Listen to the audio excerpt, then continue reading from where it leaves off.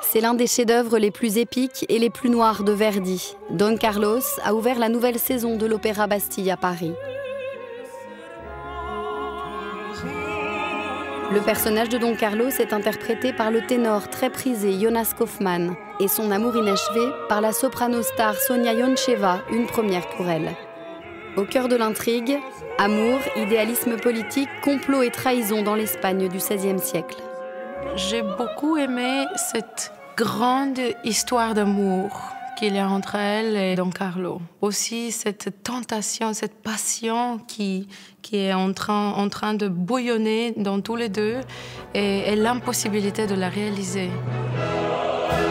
Pour célébrer le 150e anniversaire de la première à Paris, le chef-d'œuvre est présenté dans sa rare version originale française. Verdi a retravaillé la partition pendant plus de 20 ans. Aujourd'hui, Don Carlos est plus connu dans sa version italienne. C'est différent en français. Les personnages sont peut-être un peu plus doux, un peu plus délicats.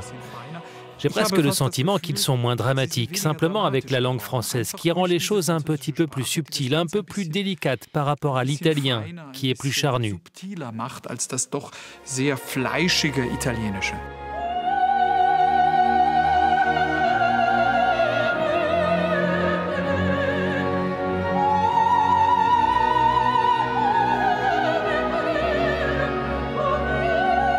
Il a cet air magnifique. C'est un temps de réflexion. C'est un moment intime d'Elisabeth.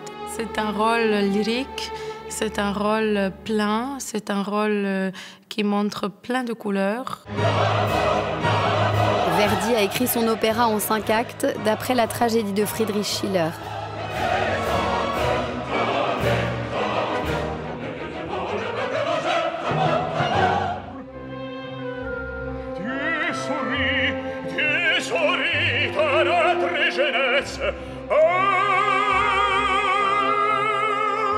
L'œuvre porte le nom de Don Carlos, mais le héros n'a pas de grand solo. C'est un regret pour Jonas Kaufmann.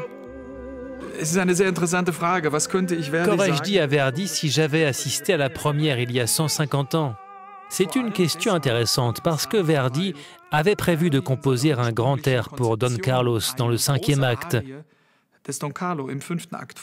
Mais quand il a rencontré le ténor, il était tellement déçu qu'il a changé d'avis et écrit à la place un air pour Elisabeth. Je lui aurais dit, s'il vous plaît, écrivez un air pour le ténor. L'opéra s'appelle Don Carlos quand même.